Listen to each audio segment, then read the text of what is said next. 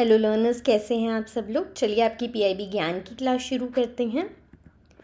पहले जो भी बच्चे आरबीआई ग्रेड बी के लिए प्रिपेयर कर रहे हैं 2026 के लिए, उनके लिए बिगनर टू बैंकर कोर्स में 2026 की क्लासेस स्टार्ट हो चुकी हैं। इस कोर्स में आपको फ़ेज़ 1, फ़ेज़ 2 इंटरव्यू तीनों लेवल्स की प्रिपरेशन एक ही जगह पर मिल जाएगी। आपको अलग अलग कोर्सेज़ लेने की ज़रूरत नहीं है।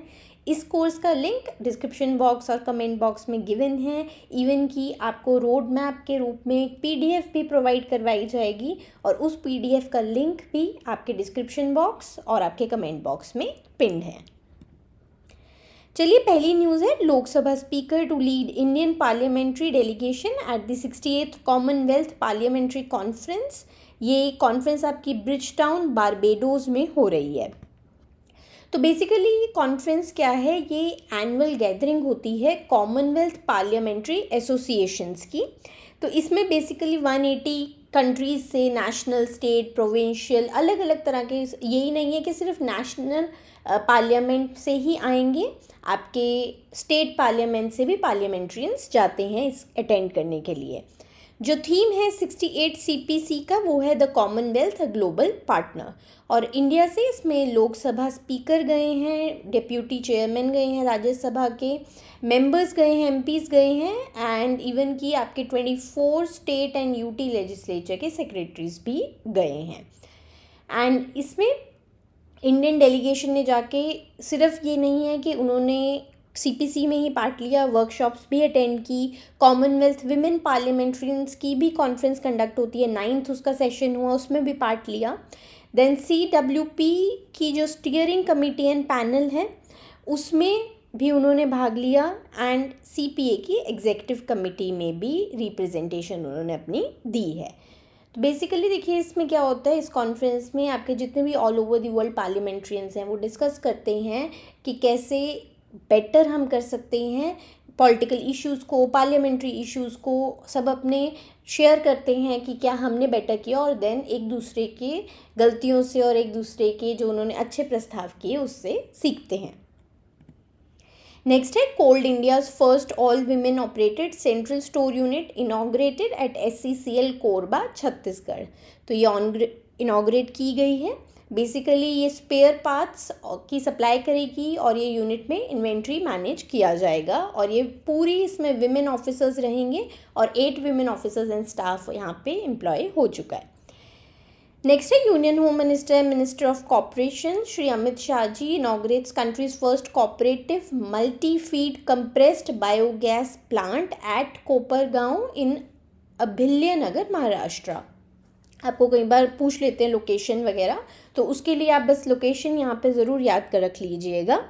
एंड इन्वेस्टमेंट इसमें 55 करोड़ का किया गया है इस प्लांट में। देन एक्सरसाइज कॉन्कन आपकी शुरू हो चुकी है। ये एक्सरसाइज आपकी इंडियन नेवी और यूके रॉयल नेवी के बीच में होती है, और इस साल ये वेस्टर्न कोस्ट ऑफ इंडिया पर हो रही है। नेक्स्ट है, historic performance at world para athletics championship 2025। ये न्यू दिल्ली में हुई है अभी हाल फिलहाल में, और इंडिया ने इसमें 22 मेडल्स लिए हैं, जिसमें से 6 गोल्ड हैं, 9 सिल्वर हैं और 7 आपके ब्रॉन्ज मेडल्स हैं।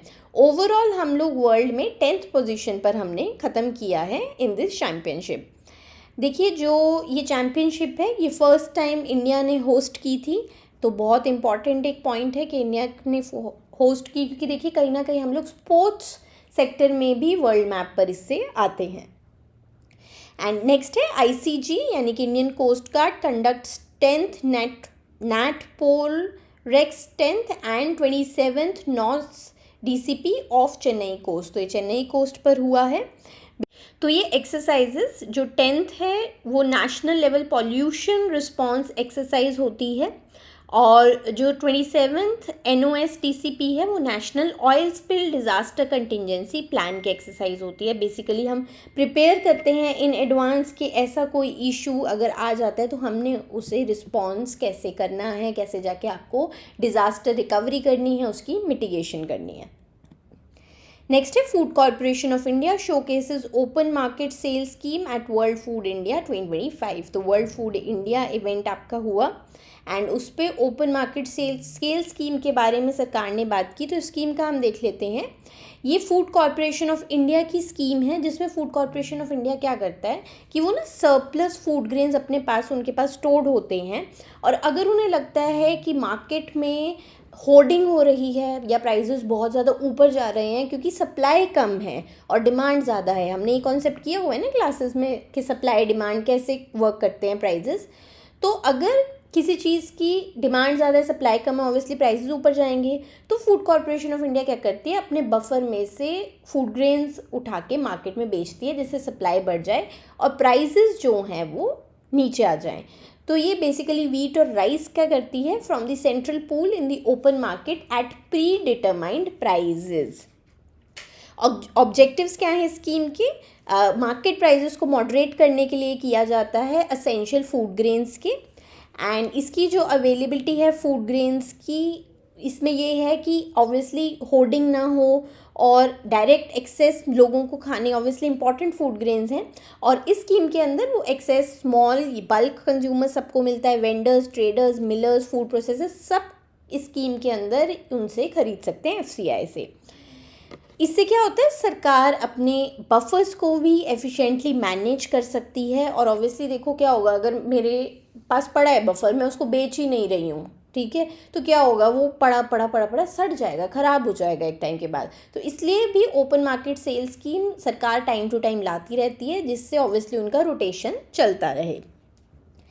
एंड इससे रिवेन्यू भी मिल जाता है, जिससे FCI का ऑपरेशनल कॉस्ट निकलता है।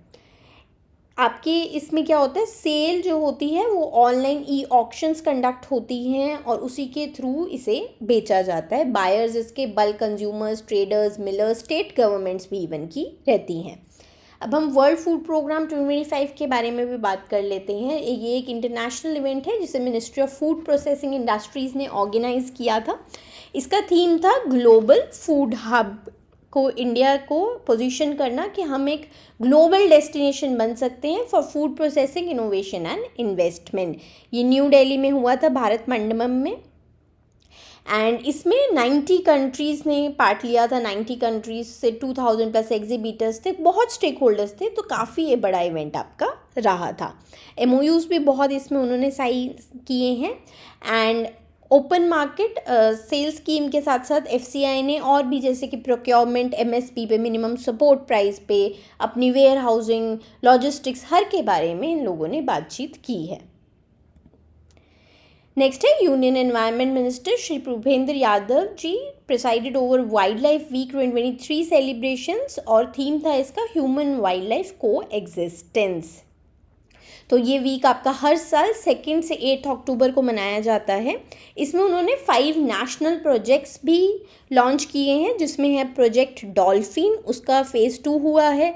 ऑब्वियसली ये सारे प्रोजेक्ट्स जिससे रिलेटेड हैं उन स्पीशीज़ या एनिमल्स के सेफ गार्ड के लिए लॉन्च किए जाते हैं।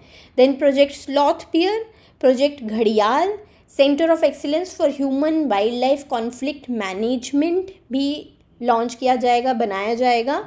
And tigers outside tiger reserves initiative, उनके लिए भी उन्होंने स्कीम लॉन्च की है। इसके साथ साथ उन्होंने for national level population estimation and monitoring programmes भी लॉन्च किए हैं, जिसमें 2nd cycle of population estimation of river dolphins and other cetaceans किया जाएगा। All Indian tiger estimation cycle 6 and action plan for 2nd cycle of snow leopard population estimation. इसके साथ साथ उन्होंने प्रोग्रेस रिपोर्ट भी दी है on population estimation of great Indian bustard and lesser florican. तो काफ़ी उन्होंने प्रोजेक्ट्स, काफ़ी कुछ इस आपके मौके पर उन्होंने लॉन्च किया है। इसके साथ साथ नमो वन आपका मानेसर हरियाणा में खोला जाएगा और उस वन का फाउंडेशन स्टोन भी उन्होंने ले किया। नेक्स्ट है ग्लोबल फिनटेक फेस्ट 2025। ये आपका अक्टूबर में 7 to 9 हुआ था। कंडक्ट इसे मुंबई में किया गया है। इसका थीम था empowering finance for a better world powered by AI, augmented intelligence, innovation and inclusion. इसे payment council of India, national payment corporation of India और फिनटेक कन्वर्जेंस काउंसिल तीनों ने मिलकर ऑर्गेनाइज किया था और 100 कंट्रीज से बहुत सारे लोगों ने इसमें पार्ट लिया था।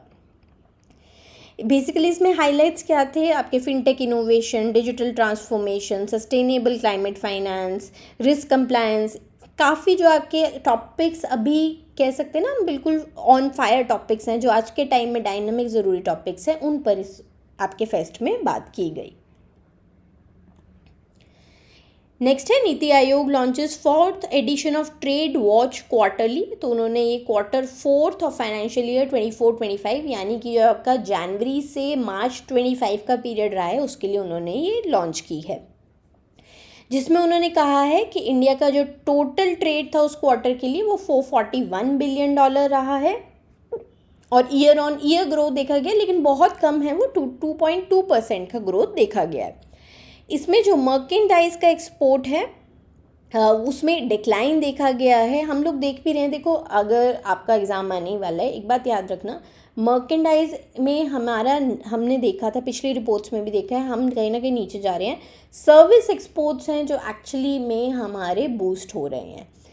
तो मर्केंडाइज एक्सपोर्ट्स जो हैं ऑब्वियसली उनमें कॉन्ट्रैक्शन देखा गया है। बेसिकली मिनरल फ्यूल्स और ऑर्गेनिक केमिकल्स में बहुत ज़्यादा डिक्लाइन आया है और इंपोर्ट्स जो हैं मर्केंडाइज के वो राइज हुए हैं, वो भी बहुत छोटे नंबर से, लेकिन अगर एक्सपोर्ट्स गिर रहे हैं लेकिन इंपोर्ट्स बढ़ रहे हैं, क्या होगा, बैलेंस ऑफ पेमेंट्स ये हमारा ख़राब होगा ना।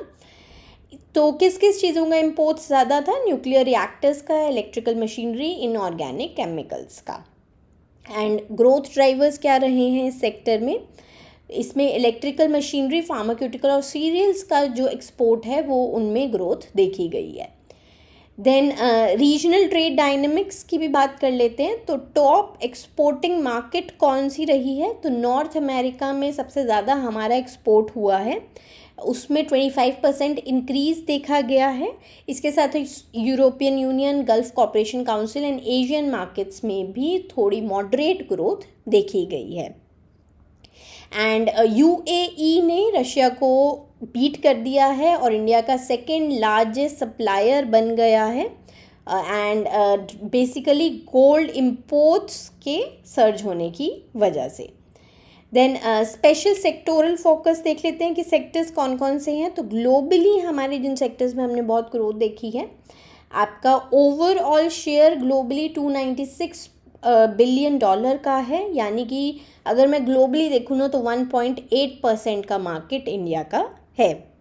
और लेदर एंड फुटवेयर में ग्रोथ देखी गई है इन सेक्टर्स में। MSMEs को भी ऑब्वियसली ग्रो और करना चाहिए। नीति आयोग ने ये कहा है कि ऑब्वियसली अगर हम लोग और चाहते हैं हम बढ़ें, 1.8% एक बहुत मॉडेस्ट नंबर है अगर मैं पॉपुलेशन और सब कुछ देखूँ ना इंडिया का। रिसर्च एंड डेवलपमेंट में हमें और ग्रोथ की ज़रूरत है, हमें उसमें और इन्वेस्टमेंट की ज़रूरत है। एंड ग्रीन और design driven global value chains के साथ भी हमें अलाइन होने की ज़रूरत है, तो हम अपना ऑब्वियसली ट्रेड को और बढ़ा पाएंगे।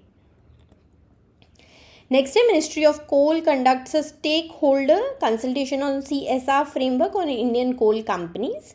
तो यहाँ पे हम लोग CSR फ्रेमवर्क के बारे में बात कर लेते हैं इंडिया के। तो CSR यानी कि कॉर्पोरेट सोशल रिस्पॉन्सिबिलिटी, ये कंपनीज एक्ट 2030 में लीगली मेंशन्ड है। इसमें CSR पॉलिसी के रूल्स दिए गए हैं।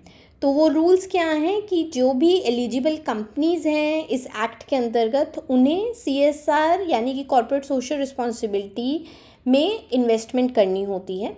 अब किन किन कंपनीज़ के लिए मैंडेटेड है, जिनका नेट वर्थ 500 करोड़ या उससे ज़्यादा का हो, टर्नओवर 1000 करोड़ या उससे ज़्यादा का हो, नेट प्रॉफिट 5 करोड़ या उससे ज़्यादा का हो, तो उन्हें CSR करना होता है।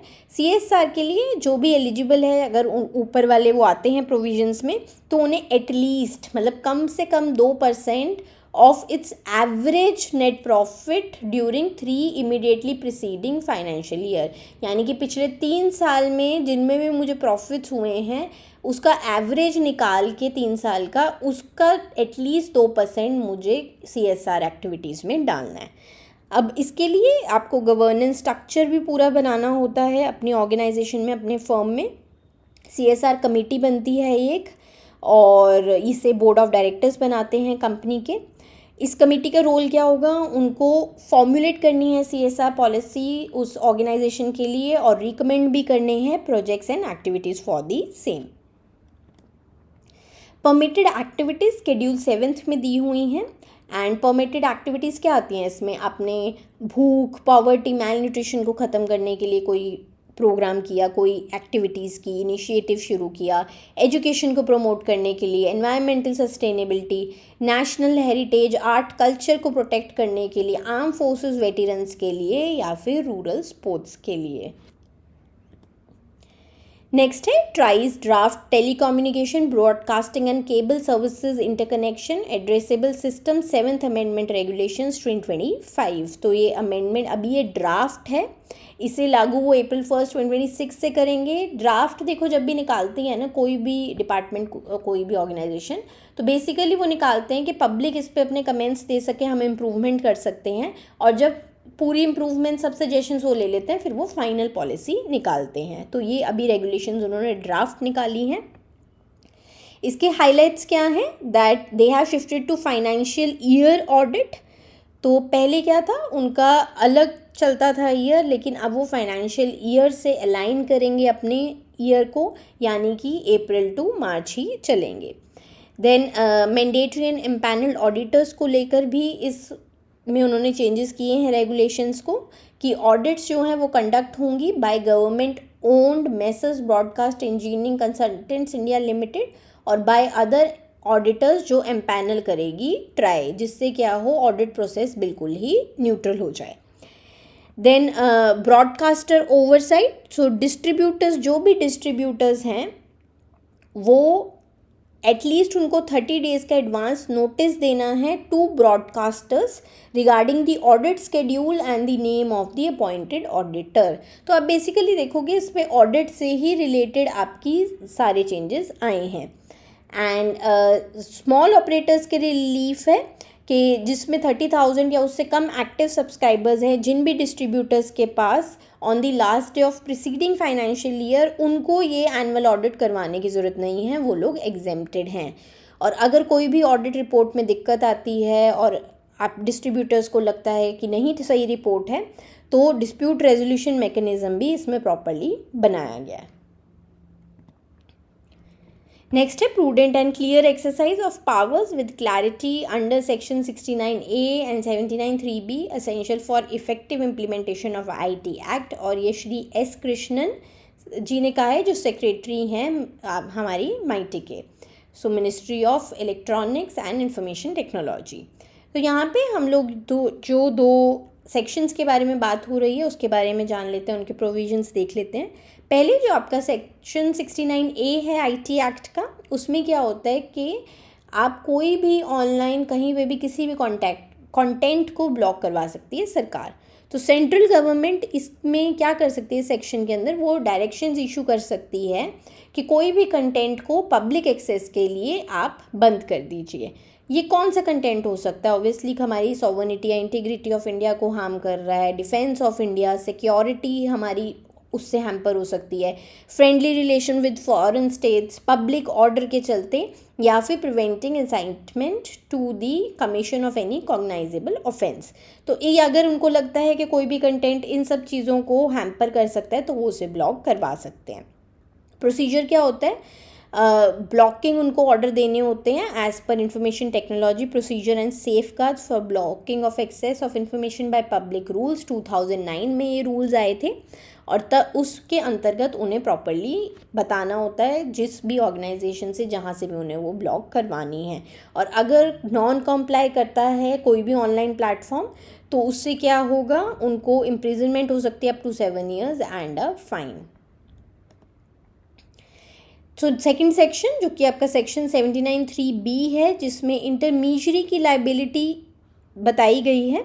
सो इसे सेफ हार्बर प्रोविज़न भी कहा जाता है क्योंकि ये इंटरमीडियरीज को लीगल इम्यूनिटी देते हैं। तो जितने भी आपके सर्च इंजन जैसे कि गूगल का सर्च इंजन, तो फिर उनको क्या क्या लीगल इम्यूनिटी रहती है from liability for third party content के उनके प्लेटफॉर्म पे। अब इंस्टाग्राम पर आकर किसी और ने कंटेंट डाला है तो इंस्टाग्राम को कुछ ना कुछ तो लीगल इम्यूनिटी मिलनी चाहिए ना। लेकिन जो सेक्शन 79(3)(b है ये इस प्रोटेक्शन को रिमूव कर देता है। तो ये सेक्शन 79(3)(b क्या कहता है कि कोई भी इंटरमीडियरी को अगर नोटिफाई किया, जैसे पिछले सेक्शन में सेंट्रल गवर्नमेंट ने अबाउट अनलॉफुल कंटेंट, तो अगर उन्होंने उस पर एक्ट नहीं किया तो जो उनको सेक्शन 79 में मिली हुई है ना लीगल इम्यूनिटी वो ख़त्म हो जाएगी। आपको एक्ट तो करना ही पड़ेगा, ठीक है। और इंटरमीडियरी जो है वो ऑब्वियसली वो किस किस केस में अपनी ये लूज़ कर जाएगी इम्यूनिटी को, अगर उन्हें अनलॉफुल कंटेंट के उन्होंने ना रिमूव किया या फिर उसकी एक्सेस नहीं हटाई, इवन दो उन्हें ऑर्डर मिल चुका था कोर्ट का या फिर नोटिफिकेशन मिली थी अप्रोप्रिएट गवर्नमेंट या फिर उसकी एजेंसी की, अगर उसके बाद भी उन्होंने नहीं हटाया तो उनका ये सेक्शन 79 वाला सेफ हार्बर प्रोविज़न ख़त्म हो जाएगा। तो ये दोनों सेक्शंस बहुत ज़रूरी हैं अगर हम आईटी एक्ट की बात करें। पर ये कि अगर ये ऑब्वियसली हम नहीं चाहते हैं, जैसे हमने सेक्शन 69 में देखा, हम हैम्पर नहीं करना चाहते अपनी सॉवरेनिटी इंटीग्रिटी को, उसके साथ साथ इन सेक्शंस को गवर्नमेंट को भी बहुत ध्यान से यूज़ करने की ज़रूरत है। आपको देखना है कि कहाँ वो हार्म कर रहे हैं और कहाँ पर आप फंडामेंटल राइट्स को तो नहीं कहीं हैम्पर कर रहे, दोनों के बीच आपको बैलेंस बनाकर चलना है। नेक्स्ट है over 5 lakh loan applications amounting to 10,907 crore sanctioned by public sector banks under PM Suryaghar Muft Bijli योजना। तो काफ़ी अच्छा अमाउंट है और अब ऑब्वियसली आपकी जो स्कीम है इसमें एडॉप्शन हो रही है लोगों द्वारा रूफटॉप सोलर सिस्टम्स की फॉर रेजिडेंशियल हाउस होल्ड। उससे क्या होगा, कहीं हमारी रिन्यूएबल एनर्जी में भी ग्रोथ हो रही है, हमने जो नेशनली डिटरमाइंड कॉन्ट्रीब्यूशंस ले रखी हैं उसमें भी हमें फ़ायदा मिलेगा।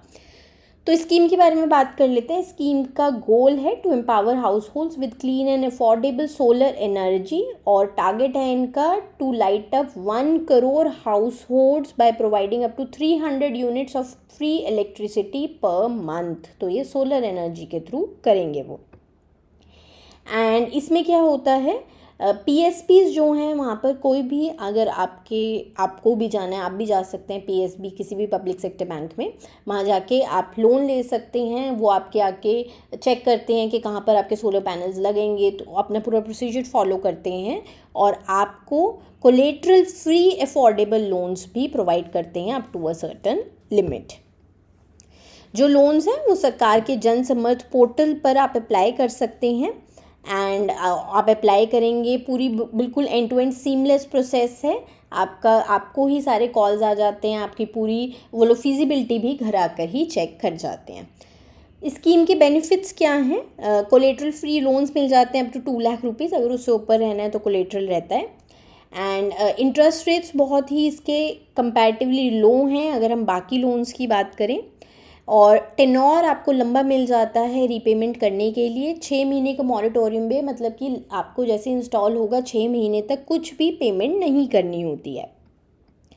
एंड रिसेंटली इसमें को एप्लीकेंट का इंक्लूजन भी किया गया है कि अब एक नहीं, आप किसी के साथ पार्टी इन एडिशन भी लेकर आप लोन ले सकते हैं। एंड कैपेसिटी बेस्ड कैप्स को रिमूव कर दिया गया है। इसके साथ साथ डॉक्यूमेंटेशन को भी बहुत सिंप्लीफाई किया गया है। नेक्स्ट है CBIC introduces system based auto approval for IFSC code registration to enhance ease of doing business. तो central board of indirect taxes and customs ने किया है, ये एक ऑटो अप्रूवल मैकेनिज्म रहेगा कि जिन भी एक्सपोर्टर्स का, इंपोर्टर्स और एक्सपोर्टर्स का पहले से ही रजिस्टर्ड है IFSC कोड आपके साथ, बैंकिंग डिटेल्स आपके साथ, उनको बार बार रजिस्टर करवाने की ज़रूरत नहीं है, वो ऑटो अप्रूव्ड हो जाएगा। सो अक्रॉस लोकेशंस ये ऑटो अप्रूव्ड रहेगा, यानी कि अगर एक्सपोर्टर का बैंक अकाउंट और IFSC कोड का कॉम्बिनेशन आपके सिस्टम में ऑलरेडी है, CBIC के सिस्टम में, एक किसी कस्टम की लोकेशन में, कंट्री में, तो उस हमारी इंडिया में वो किसी भी और लोकेशन पर अगर उनका सामान आता है या वो वहाँ से भेजते हैं तो उन्हें दोबारा रजिस्टर करवाने की ज़रूरत नहीं है, वो ऑटोमेटिकली अप्रूव हो जाएगा। और इस सिस्टम में मैनुअल इंटरवेंशन ख़त्म कर दी गई है पोर्ट ऑफिसर्स की, सब कुछ बिल्कुल सीमलेसली ऑटो अप्रूव्ड रहेगा। एंड इंसेंटिव्स भी अगर कोई है उसको भी बहुत जल्दी क्रेडिट किया जाएगा, जैसे कि IGST के कोई रिफंड्स आने हैं, कोई ड्यूटी के ड्रॉबैक्स आने हैं to exporter banks account. Next है landmark MOU sign between IICT, FICCI and Netflix to nurture India's next generation creative talent. तो इसमें नेटफ्लिक्स जो है वो फंड देगा to offer scholarships to select students in collaboration with IICT। Basically इसमें क्या है, उन्होंने अपॉर्चुनिटीज़ क्रिएट करनी है उस टैलेंट के लिए मीडिया और एंटरटेनमेंट सेक्टर में जिनको अभी तक नहीं वॉइस मिली है या अपना टैलेंट दिखाने के लिए स्टेज या मौका नहीं मिला है। और IICT क्या करेगी, पूरा करिकुलम डेवलप करेगी, उनको ट्रेनिंग क्या देनी है और किस सेक्टर में, AVGCXR यानी कि animation, visual effects, gaming, comics and extended reality में। एंड इसके साथ साथ R&D council, academic council, industry development council, ये सब भी पार्टिसिपेशन रहेगा अलॉन्ग विद नेटफ्लिक्स। नेक्स्ट है national e-governance division join hands with Sahkar taxi cooperative limited, जिनका ब्रांड नेम है भारत टैक्सी। किस लिए किया है, for citizen first national ride hailing initiative, जो उन्हें दिसंबर 2025 में लॉन्च करना है। इसमें वो इंडिया का मोबिलिटी सिस्टम को बिल्कुल ट्रांसफॉर्म करना चाहते हैं, एक ट्रांसपेरेंट सिटीज़न फर्स्ट ऑल्टरनेटिव लाना चाहते हैं to existing ride hailing system services. Next है union minister Shri Manohar Lal ji to participate in G20 energy transitions ministerial meeting in KwaZulu Natal, South Africa. तो ये वहाँ पर कंडक्ट हुई है आपकी। इसमें उन्होंने बहुत सारे सेशंस में पार्ट लिया, क्लाइमेट जस्टिस, क्लाइमेट फाइनेंस के बारे में भी बात की, इवन की जो हमारी नेशनली डिटरमाइंड कंट्रीब्यूशन हैं, टारगेट जो हमने लिया था COP में कि 50% नॉन फॉसिल फ्यूल कैपेसिटी हो जाएगी, हम बिल्कुल 5 years अहेड ऑफ स्केड्यूल हैं। 2025 में ही हमने अचीव कर लिया, जबकि हमने ये 2030 में अचीव करना था। तो बहुत ही अच्छी बात है हमारे देश के लिए। इसके साथ साथ हम ग्लोबल हब बनना चाहते हैं फॉर ग्रीन हाइड्रोजन प्रोडक्शन और 100 gigawatt of nuclear power capacity by 2047। इसके साथ उन्होंने कहा कि इंडिया सपोर्ट करता है अफ्रीका के मिशन 300 को, जो कि अफ्रीका का मिशन है to connect 300 million Africans to electricity by 2030। तो G20 क्या है, G20 आपका group of 20 countries and unions मिलाकर हैं। तो इसकी बेसिकली इसमें 19 कंट्रीज़ आती हैं, आप रीड कर लीजिएगा कौन कौन सी हैं, plus European union and African union. तो ये सब मिलके आपके G20 बनाते हैं। आप आपस में ना ये कंट्रीज़ या यूनियंस इकोनॉमिक कॉपरेशन पर बात करती हैं, और भी देखिए सारे इन्वायरमेंट, हर चीज़ पर ये लोग बातचीत करते हैं। ग्लोबली जो G20 मेंबर्स हैं ना, वो 85% ऑफ ग्लोबल GDP को रिप्रेजेंट करते हैं, 75% of global trade and 2/3 of world population. तो ये देखो, ये कंट्रीज़ एक्चुअली में मेजॉरिटी से भी ज़्यादा ही सब कुछ होल्ड करते हैं। G20 वर्क कैसे करता है, तो इनका एक फाइनेंस ट्रैक रहता है जिसमें फाइनेंस मिनिस्टर्स और सेंट्रल बैंक गवर्नर्स मिलते हैं आपस में। वो लोग macro economic issues, fiscal matters, financial regulation, international taxation, इन सब के बारे में बात करते हैं। इसके बाद शेरपा ट्रैक है, जो लीडर्स जिसमें पार्टिसिपेट करते हैं। इसमें सोशो इकोनॉमिक इश्यूज़, नेगोशिएशन और एनुअल समिट्स के एजेंडा के बारे में बात होती है। तो G20 जो है उसका कोई परमानेंट सेक्रेटरीट नहीं है, कोई भी एक मेंबर कंट्री चूज़ होती है जो प्रेसिडेंसी होल्ड करती है for 1 year on rotating basis. So जो प्रेसिडेंसी है उसे ट्राइका जो है वो सपोर्ट करती है। ट्राइका क्या है, ये previous, current and incoming presidency countries आपकी रहती हैं। तो ये मिलके ट्राइका बनाती हैं और एक दूसरे को सपोर्ट करती हैं। अब जैसे कि अफ्रीका के पास 2025 की है, और इंडिया, साउथ अफ्रीका और ब्राज़ील मिलके ट्राइका बनाते हैं।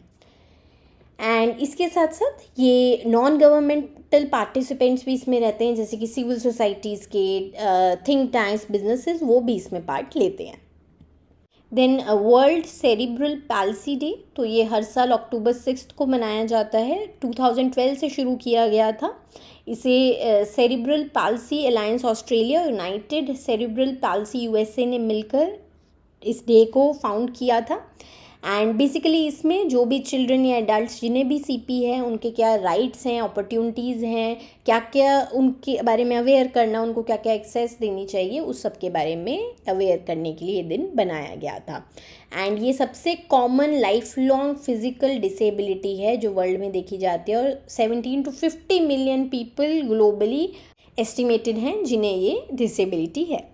देन वर्ल्ड कॉटन डे, ये हर साल अक्टूबर 7 को मनाया जाता है, और 2019 में फ़र्स्ट टाइम इसकी ओरिजिन रखी गई थी बाय 4 कॉटन प्रोड्यूसिंग कंट्रीज़, जो कि आपके Benin, Burkina Faso, Chad and Mali थे, और उन्होंने WTO को कहा था, तो उन्होंने फिर इसे इस्टेब्लिश किया।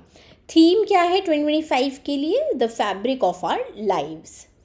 इसके साथ साथ इंडिया ने अलग थीम चुनी थी। इंडिया की जो 25 की थीम है वो है cotton 2040, technology, climate and competitiveness. And देखिए, कॉटन एक बहुत इम्पॉर्टेंट फैब्रिक है, और इसके लिए भी आपको क्या क्या टेक्नोलॉजी में, क्लाइमेट रेजिलियंस लाने में क्या क्या एडवांसमेंट्स करनी है, उस चीज़ के बारे में अवेयर करने के लिए ये दिन बनाया गया है। इसके साथ साथ जो हमारे यूनियन मिनिस्टर हैं उन्होंने इस दिन पर कहा है कि हम चाहते हैं कि $350 बिलियन टेक्सटाइल सेक्टर हम लोग बना लें बाय 2030, एंड जिसमें से $100 बिलियन आपका एक्सपोर्ट्स का बने। इसके साथ साथ उन्होंने कस्तूरी कॉटन भारत के बारे में भी बात किया। कस्तूरी कॉटन भारत को वो एक वर्ल्ड क्लास ब्रांड बनाना चाहते हैं। नेक्स्ट है India advances towards paperless governance with real time digital document execution for e bank guarantees. तो ये MOU साइन हुआ है between national e governance division and your national e governance services limited. तो इन सब ने मिलके इन दोनों ने साइन किया है ये मिलकर, जिसमें आपकी जो बैंक गारंटीज़ हैं वो भी अब ऑनलाइन दी जाएंगी। तो इसमें क्या होगा, ऑब्वियसली जो टर्न अराउंड टाइम है वो कम हो जाएगा। बहुत अभी देखो सेवरल डेज़ लग जाते हैं किसी को भी अगर बैंक गारंटी चाहिए होती है, वो बिल्कुल मिनट्स का टाइम रह जाएगा। इसे सिक्योरिटी और वेरिफिकेशन को भी वो इन्हांस करेंगे। जो ई-बीजेज आपकी रहेंगी वो डिजिटली साइन होंगी, उन पे कोई भी टैम्परिंग नहीं हो पाएगी, कोई भी चेंजेस नहीं कि अमाउंट चेंज हो जाए, ये सब कुछ नहीं हो पाएगा। और NECL जो है वो सेंट्रल रेपोजिटरी की तरह काम करेगी for all these e BGs, and paperless process हो जाएगा बिल्कुल ही। आपका एंड टू एंड डिजिटली होगा सब कुछ, स्टैंपिंग भी इलेक्ट्रॉनिकली होगी, साइनिंग भी इलेक्ट्रॉनिकली, ये रिन्यूअल भी, इन्वोकेशन, सब कुछ आपका इलेक्ट्रॉनिकली ही होगा। इसके साथ साथ ये जो डॉक्यूमेंट्स हैं ये बिल्कुल लीगली एनफोर्सिएबल रहेंगे। ऐसा नहीं है कि ई डॉक्यूमेंट्स है, ई बैंक गारंटीज़ है, नहीं, पूरा जो भी लीगल फ्रेमवर्क आपकी नॉर्मल बैंक गारंटीज़ पे चलता है इन पर भी सब लागू होगा। इवन कि आपका इंसॉल्वेंसी एंड बैंक्रप्सी कोड भी इस पर लागू होगा। नेक्स्ट है the ministry of housing and urban affairs observed world habitat day 2025। तो उन्होंने अक्टूबर 8 को ऑब्जर्व किया है, और थीम था उनका urban solutions to crisis. And world habitat जो है उसे UNGA ने 1985 में इस्टेब्लिश किया था, और फोकस क्या रहता है बेसिकली इस दिन का, to address the multiple crisis affecting urban areas, चाहे कि क्लाइमेट चेंज है, कॉन्फ्लिक्ट है, डिस्प्लेसमेंट है, इनइक्वालिटी है, जिससे भी अर्बन एरियाज में ऑब्वियसली रहना मुश्किल होगा। नेक्स्ट है MOU sign for skilling project under PM Vikas scheme, और ये MOU ministry of minority affairs and IIT Palakkad Kerala ने साइन किया है, और IIT पालक्कड़ इम्प्लीमेंटिंग पार्टनर रहेगा PM विकास स्कीम का। और ये स्कीम जो है ये 100% सेंट्रली फंडेड स्कीम है गवर्नमेंट ऑफ इंडिया की। नेक्स्ट है ministry of labour and employment invites public feedback on draft national labour employment policy Shram शक्ति नीति 2025। तो ये भी पॉलिसी अभी ड्राफ्ट है, इसका अभी उन्होंने ऑब्वियसली फीडबैक मांगा है। तो ड्राफ्ट के बारे में हम जान लेते हैं। इसमें बेसिकली पॉलिसी में आपके श्रम धर्म यानी कि dignity and moral value of work, इस पर बेस करके ये पॉलिसी बनाई गई है। उसके साथ साथ प्रोटेक्शन, प्रोडक्टिविटी, पार्टिसिपेशन, हर चीज़ को इम्पोर्टेंस दी गई है। तो फीचर्स क्या हैं इसके? Universal and portable social security. तो यूनिवर्सल सोशल सिक्योरिटी अकाउंट बनाया जाएगा, जिसमें क्या होगा कि जितने भी आपके मेजर अभी जो स्कीम्स है ना, EPFO, ESIC, जन आरोग्य योजना, ई श्रम, कोई भी है, उस सब को एक यूनिफाइड लेबर स्टैक में लाया जाएगा, जिससे क्या होगा, एक अकाउंट बन जाएगा। आप चाहे अपनी कहीं पर भी कंपनीज बदलते हो, जॉब बदलते हो, तो वही अकाउंट आपके साथ हर जगह आप ले जा सकते हो, वो यूनिवर्सल रहेगा। This aims to ensure portability of social security benefits across sectors and geographies, और हर तरह के वर्कर्स के लिए, गिग वर्कर्स, प्लेटफॉर्म वर्कर्स, हर तरह के वर्कर्स के लिए ये अप्लाइड रहेगा। नेक्स्ट है digital public infrastructure for employment. तो नेशनल करियर सर्विस प्लेटफॉर्म जो है उसे इंडिया का पहला digital public infrastructure for employment बनाया जाएगा। सो ये क्या होगा, ये आपको जॉब मैचिंग, क्रेडेंशियल वेरिफिकेशन, अभी जो मतलब ये कहीं ना कहीं ना सरकार का अपना एक जॉब पोर्टल बन जाएगा, और वहाँ पे देखो सब कुछ वेरीफाइड होगा, सब कुछ आपका बिल्कुल सही होगा, आपको गाइडेंस भी दी जाएगी करियर को के लेके, मल्टीलिंगुअल एक्सेस भी मिलेगी, तो काफ़ी ये बेनिफिशियल हो जाएगा। देन नेक्स्ट है विमेन एंड यूथ एम्पावरमेंट को लेकर भी उन्होंने इस पॉलिसी में बात की है कि लेबर फोर्स पार्टिसिपेशन में विमेन जो हैं उनको 35% तक उनका नंबर लेकर जाना है by 2030। Then ease of compliance and formalisation, एक single window digital compliance system बनाने की बात की गई है इसमें, जो कि सेल्फ सर्टिफिकेशन करेगा और सिंप्लीफाइड रिटर्न्स देगा फॉर MSMEs। और फोकस एरियाज़ क्या हैं, ऑक्यूपेशनल सेफ्टी एंड हेल्थ के बारे में भी बात की गई कि उस पर भी फोकस होना चाहिए, एंड जेंडर सेंसिटिव स्टैंडर्ड्स भी पूरी तरह से लागू किए जाएंगे। ग्रीन और डिसेंट जॉब्स को भी प्रमोट किया जाएगा, ग्रीन सेक्टर को आगे बढ़ाया जाएगा, एंड इसका जो इंस्टीट्यूशनल रोड मैप दिया गया है कि इस पॉलिसी को कैसे वो इम्प्लीमेंट करेंगे, तो 3 फेजेस में रहेगा। फेज़ 1 25 से 27 का रहेगा, फेज़ 2 27 से 30 तक, और 2030 के बाद आपका फेज़ 3 चलेगा। नेक्स्ट है income tax appellate tribunal marks 84th anniversary. तो इनकम टैक्स एपिलेट ट्रिब्यूनल के बारे में हम जान लेते हैं। ये जो ट्रिब्यूनल है आपका ITAT, ये क्वाजी जुडिशियल इंस्टीट्यूशन है जिसे जनवरी 1941 में बनाया गया था। ये ministry of law and justice के अंदर काम करता है अंतर्गत। एंड बेसिकली क्या है कि ये सेकंड एपिलेट अथॉरिटी है। अगर कोई भी इनकम टैक्स से रिलेटेड मैटर है, आपके इनकम टैक्स से रिलेटेड कोई भी कोर्ट ने, अगर इनकम टैक्स ट्रिब्यूनल ने कुछ भी पास किया है वर्डिक्ट, तो पहले आप commissioner of income tax appeals पे जाते हो और उसके बाद आप ITAT पे जाते हैं। तो फाइनल फैक्ट फाइंडिंग अथॉरिटी है टैक्स डिस्प्यूट्स के बारे में। इसके डिसीजंस को यूजुअली कंक्लूसिव ही माना जाता है, लेकिन ये नहीं है कि ये फाइनल अथॉरिटी नहीं है। इसके बाद ऑब्वियसली अगर किसी को दिक्कत है वो हाई कोर्ट में भी जा सकते हैं, लेकिन तभी जा सकते हैं अगर सब्सटैंशियल क्वेश्चन ऑफ लॉ आ रहा है, वरना फैक्ट फाइंडिंग अथॉरिटी तो आखिरी ITAT ही रहती है। एंड अगर कोई भी टैक्स पेयर और इनकम टैक्स डिपार्टमेंट के बीच में केस होता है, उसकी कोई अपील लगानी होती है, तो वो अपील ये सुनते हैं। एंड इनका जो रोल है वो है कि टैक्स डिस्प्यूट्स को रिजॉल्व करना है, और ऑब्वियसली टैक्स ज्यूरिस्प्रूडेंस को कंट्री में लाना है। ये जो ट्रिब्यूनल है इसके बेंचेस होते हैं, और उसमें 2 मेंबर्स होते हैं, 1 judicial member and 1 accountant member. इससे क्या होता है कि देखो, जुडिशियल मेंबर को ऑब्वियसली लॉ की सारी नॉलेज रहेगी, अकाउंटेंट मेंबर को सारा आपका इनकम टैक्स रिलेटेड रहता है, तो पूरा एक ऑब्वियसली एक दूसरे को वो कॉम्प्लीमेंट करते हैं। नेक्स्ट है union minister and president of ISA international solar alliance Shri Pralhad Joshi ji launches curtain raiser for 8th ISA assembly at Bharat Mandapam, new Delhi. तो ये 8th असेंबली हुई है, इसमें इन्होंने solar power capacity obviously India की 125 गीगावाट को क्रॉस कर गई है, और हम लोग 3rd largest solar energy producer बन गए हैं वर्ल्ड पर, ये उन्होंने अनाउंस किया है इसमें। इसके साथ साथ हमारी 50% ऑफ टोटल कैपेसिटी, हमने पीछे भी बात की थी, नॉन फॉसिल फ्यूल सोर्सेज से आ रही है, जो हमने 2030 का टारगेट था हमने अभी अचीव कर लिया है। और हमारी स्कीम्स हैं PM सूर्य घर मुफ्त बिजली योजना, PM कुसुम स्कीम, इसके बारे में भी उन्होंने बात की। और आपका जो 8th ISA असेंबली था उसके फोकस पॉइंट्स थे, कैटालिटिक फाइनेंस हब बनाना है, global capability centre and digitisation से रिलेटेड बात की गई, regional and country level engagement and ease of doing solar पर भी बात की गई। ISA के बारे में हम जान लेते हैं। तो ISA आपका इंटर गवर्नमेंटल ऑर्गेनाइजेशन है। इसे 30 नवंबर 2015 पेरिस में लॉन्च किया था इंडिया और फ्रांस ने मिलके। हेडक्वार्टर्ड है ये गुरुग्राम हरियाणा में, और ये जितने भी यूनाइटेड नेशन के मेंबर्स हैं ना उनके लिए ओपन है। अभी इसके 120 मेंबर्स सिग्नेटरी हो चुके हैं, और इंडिया जो है इसमें प्रेसिडेंशियल पोजीशन होल्ड करता है, एंड जो फ्रांस है वो को प्रेसिडेंट है। ये बेसिकली चाहते हैं $1 ट्रिलियन मोबिलाइज कर सकें सोलर एनर्जी में बाय 2030, और 1000 गीगावाट की world over installed solar energy capacity लाना चाहते हैं। नेक्स्ट है कर्बिंग साइबर फ्रॉड्स इन डिजिटल इंडिया। तो इसके बारे में ये आर्टिकल था, इसमें काफ़ी आपके सारी स्कीम्स के बारे में बात हुई है कि कैसे साइबर फ्रॉड को ख़त्म किया जा रहा है इंडिया से। सो ये मेन जो है इसमें Indian cyber crime coordination centre, जिसे I4C कहा जाता है, उनका बहुत बड़ा रोल है। तो इसे मिनिस्ट्री ऑफ होम अफेयर्स के अंतर्गत बनाया गया था।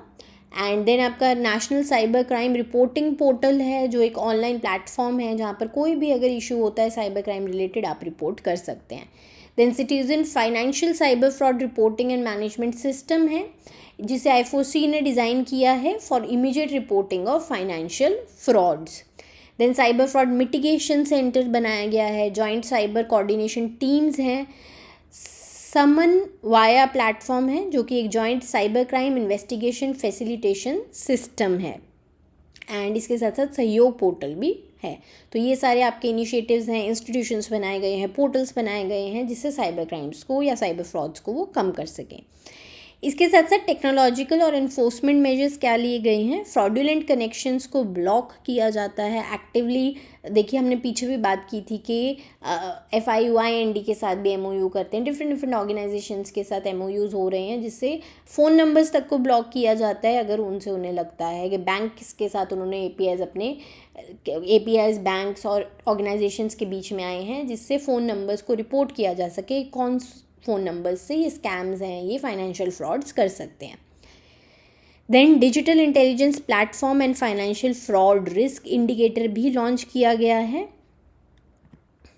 इसके साथ साथ national mission on interdisciplinary cyber physical systems, जिसमें रिसर्च एंड इनोवेशन प्रमोट किया जा रहा है इन साइबर सिक्योरिटी, और AI को कैसे हम यूज़ कर सकते हैं to prevent cyber frauds. Then cyber Swachhta Kendra भी, जिसे CERT-in ऑपरेट करता है, ये भी एक बॉटनेट और मैलवेयर क्लीनिंग सेंटर है। इसके साथ साथ लॉज क्या क्या लाए गए हैं। Digital personal data protection act 2023 है, जो सारे पर्सनल डेटा को आपका मेरा किसी का भी उसको प्रोटेक्ट करता है। IT रूल्स 2021 और उसमें अमेंडमेंट्स होती रहती हैं, हमने अभी पीछे भी बात की 69A के बारे में। देन आपका promotion and regulation of online gaming bill 2025, जिसमें ऑनलाइन मनी गेमिंग, क्योंकि उसमें बहुत फ्रॉड्स होते थे, उन सब पे बिल्कुल बैन लगाया गया। इसके साथ साथ लोगों को अवेयर करने के लिए कैंपेन्स भी चलाए जाते हैं, एंड स्कीम भी है cyber crime prevention against women and children scheme.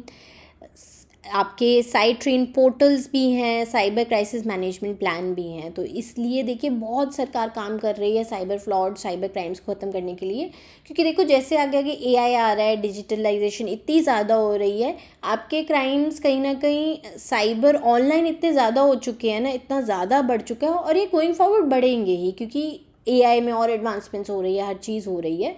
तो इसलिए इसके लिए अवेयर होना, इसके लिए पूरा फ्रेमवर्क होना बहुत ज़रूरी है। नेक्स्ट है Indian navy commission static firing facility Trinetra at naval station Bheemunipatnam. तो ये उन्होंने लॉन्च की है। बेसिकली यहाँ पर नेवल जितने भी आपके वेपन सिस्टम है, मिसाइल, रॉकेट्स, कुछ भी है, उनको टेस्ट किया जाएगा। ये इंडिजिनियसली डिज़ाइन और डेवलप की गई है ये फैसिलिटी, और इससे क्या होगा, हमारा फॉरेन ओरिजिनल इक्विपमेंट मैन्युफैक्चरर्स पर डिपेंडेंस कम होती है। नेक्स्ट है asset under management of NPS यानी कि national pension system and APY Atal pension system crosses 16 lakh crore mark.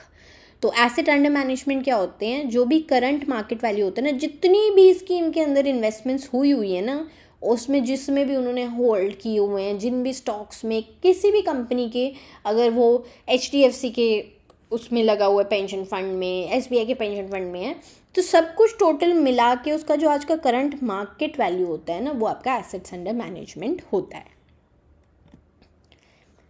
Next है union minister of state Shri Kirti Vardhan Singh ji leads Indian delegation at IUCN world conservation congress in Abu Dhabi and launches India's national red list node map. तो हम IUCN के बारे में जान लेते हैं। IUCN आपका वर्ल्ड का सबसे बड़ा एनवायरमेंटल नेटवर्क है। ये बेसिकली स्टेटस आपको प्रोवाइड करता है नेचुरल वर्ल्ड के बारे में कि ये चीज़ का स्टेटस क्या है नेचर के, चाहे वो एनिमल्स हैं या कुछ भी है, कि ये एक्चुअली कहीं ख़त्म तो ना हो जाए, एक्सटेंट ना हो जाए।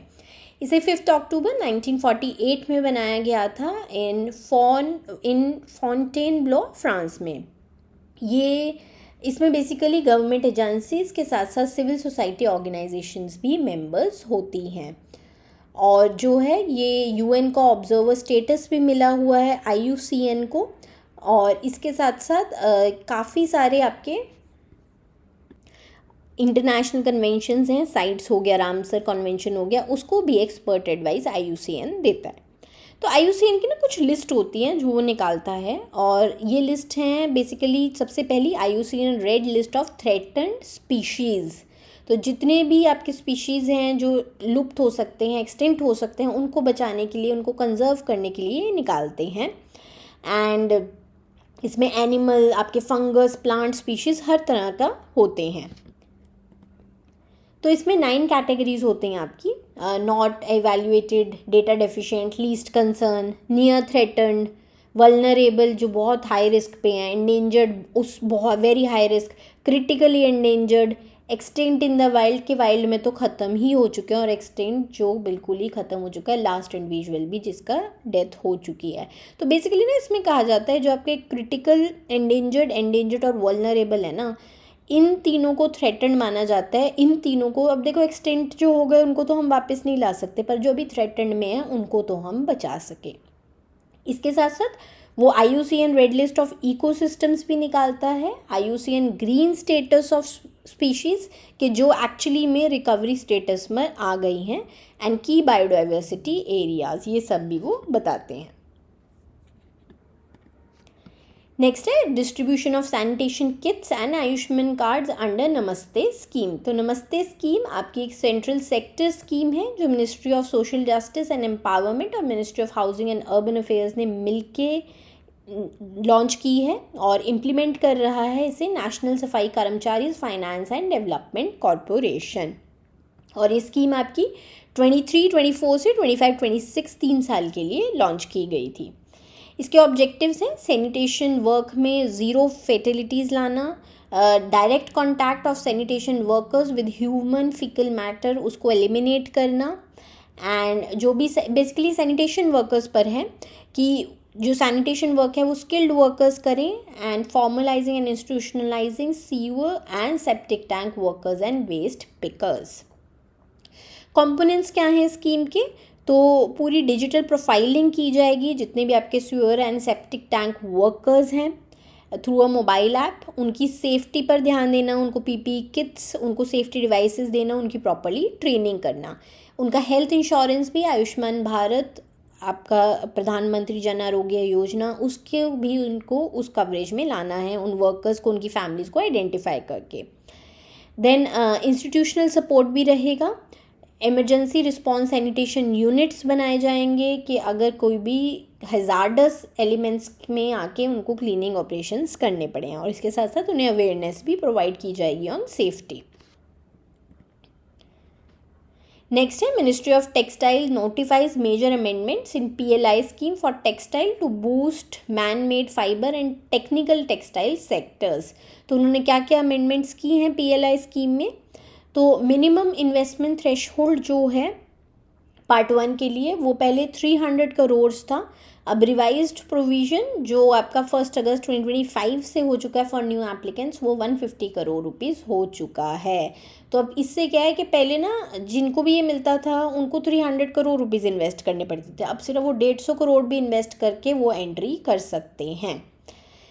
देन पार्ट 2 के लिए जो आपका पहले रिक्वायरमेंट था 100 करोड़ था, उसे भी 50 करोड़ कर चुके हैं। इससे क्या होगा, MSMEs को वाइडर पार्टिसिपेशन, अब सिर्फ 50 करोड़ डाल के भी वो स्कीम का लाभ उठा सकते हैं। देन इंक्रीमेंटल टर्नओवर क्राइटेरिया जो था कि पहले अगर आप जितना टर्नओवर था उससे ज़्यादा इंक्रीमेंटल करते हो तो आपको कितना, पहले 25% मिलता था आपके पिछले साल से आपने जितना भी इंक्रीमेंटल किया है उसके ऊपर, फ्रॉम ईयर 2 ऑनवर्ड्स। अब वो 10% मिलेगा over the previous year beginning financial year 25-26 from year 2 onwards. And इससे क्या होगा, it makes it easier for applicants to qualify for incentives. तो उन्होंने पहले वो 25% होने पर देते थे, अब वो कह रहे हैं अगर आपका ग्रोथ 10% भी है तो भी आपको PLI यानी कि प्रॉफिट लिंक्ड इंसेंटिव आपको हम देंगे। देन प्रोजेक्ट यूनिट्स के एस्टैब्लिशमेंट रिलेटेड उन्होंने तो पहले क्या होता था, एक आपको नई कंपनी बनानी होती थी, अब क्या है, एप्लीकेंट्स जो हैं वो इस्टेब्लिश कर सकते हैं project units within existing companies also. Then eligible products जो थे जिन पर आपको ये मिलता था वो पहले लिस्ट थी, अब उसमें 8 न्यू उन्होंने कोड्स ऐड कर दिए हैं and 9 new man made fabrics के कोड्स भी ऐड किए। उससे क्या होता है, ब्रॉडन हो जाता है। बेसिकली स्कीम का लाभ, बेनिफिट है वो और ज़्यादा लोगों तक पहुंचाना चाहते हैं। नेक्स्ट है from Bharat to Belem, Delhi declaration sets the stage for COP30 amplifying urban voices from global south. तो दिल्ली डिक्लेरेशन क्या है आपका, अभी आपका ना एराइज कंडक्ट हुआ था, तो एराइज फोरम हुई थी जो कि आपके adaptive, resilient, innovative, sustainable, equitable cities forum होती है। इसे ICLEI साउथ एशिया और national institute of urban affairs India ये मिलके कंडक्ट करते हैं। इसमें ना इन्होंने ना दिल्ली डिक्लेरेशन एक लिया है, उसमें उन्होंने कमिटमेंट्स हैं। तो क्या कमिटमेंट्स हैं, उन्होंने कहा है कि हम multi level nationally determined contributions बनाएंगे जो कि मेजरेबल रहेंगे। इसके साथ साथ इन्होंने ये भी बात की है कि अर्बन रेजिलियंस लाएंगे जिससे ऑब्वियसली एडेप्टेशन बेटर हो सके, ग्रीन ट्रांजिशंस, हम लोग नेट ज़ीरो पैथवेज पर जाना चाहते हैं, क्लाइमेट फाइनेंस की तरफ ध्यान देंगे, गवर्नेंस बेटर करेंगे और ग्लोबल साउथ की लीडरशिप पर भी ध्यान दिया है। तो ये दिल्ली डिक्लेरेशन में ये सब बातें की गई हैं। इसके साथ साथ COP30 क्या है, तो COP30 आपका 30th कॉन्फ्रेंस ऑफ पार्टीज़ है United nation framework convention on climate change यानी कि UNFCCC का। ये अभी नवंबर 2025 में बेलम पेरा ब्राज़ील में होगा। तभी वो हमने पीछे बात की थी ना, फ्रॉम भारत टू बेलम, तो इन्होंने बात की है राइज फोरम के टाइम जो भी दिल्ली डिक्लेरेशन लिया गया है उससे वो लोग ब्राज़ील में होने वाली COP30 पर इसके बारे में बातचीत करेंगे। नेक्स्ट है central council for research in Ayurvedic sciences announces SPARK 4.0 to nurture young Ayurveda researchers nationwide. तो ये प्रोजेक्ट नेम स्पार्क का मतलब क्या है, studentship programme for Ayurveda research can. इसमें बेसिकली जो भी अंडर ग्रेजुएट स्टूडेंट्स हैं जो आयुर्वेदा के फील्ड में पढ़ाई कर रहे हैं उनके अंदर एविडेंस बेस्ड इंक्वायरी को नर्चर करना, फॉस्टर करना है, जिस short term independent research projects उनको देकर। तो उनको पूरी फैकल्टी मेंटर करती है, उन्हें छोटे छोटे प्रोजेक्ट्स दिए जाते हैं थोड़े थोड़े शॉर्ट टाइम के, जिससे ऑब्वियसली वो उस पर रिसर्च करें, उनका माइंड उस तरफ काम करे। तो इसमें 300 bachelor of Ayurvedic medicine and surgery students को लिया जाता है और स्टूडेंटशिप की जो अमाउंट रहेगी वो 50,000 रुपीज़ रहती है टोटल। तो 2 महीने का मोस्टली प्रोजेक्ट रहता है जिसमें 25-25 हज़ार दिया जाता है। नेक्स्ट है 3 major ports recognised as green hydrogen hubs under national green hydrogen mission. तो ये कौन से आपके 3 हब्स रहे हैं, सबसे पहले है दीनदयाल पोर्ट अथॉरिटी गुजरात में, then VO Chidambaranar port authority Tamil Nadu में and Paradip port authority Odisha में। नेशनल ग्रीन हाइड्रोजन मिशन आपका गवर्नमेंट ऑफ इंडिया ने अप्रूव किया था जनवरी 2023 में। इसका ऑब्जेक्टिव है कि हम ग्लोबल हब बनना चाहते हैं for production, usage and export of green hydrogen.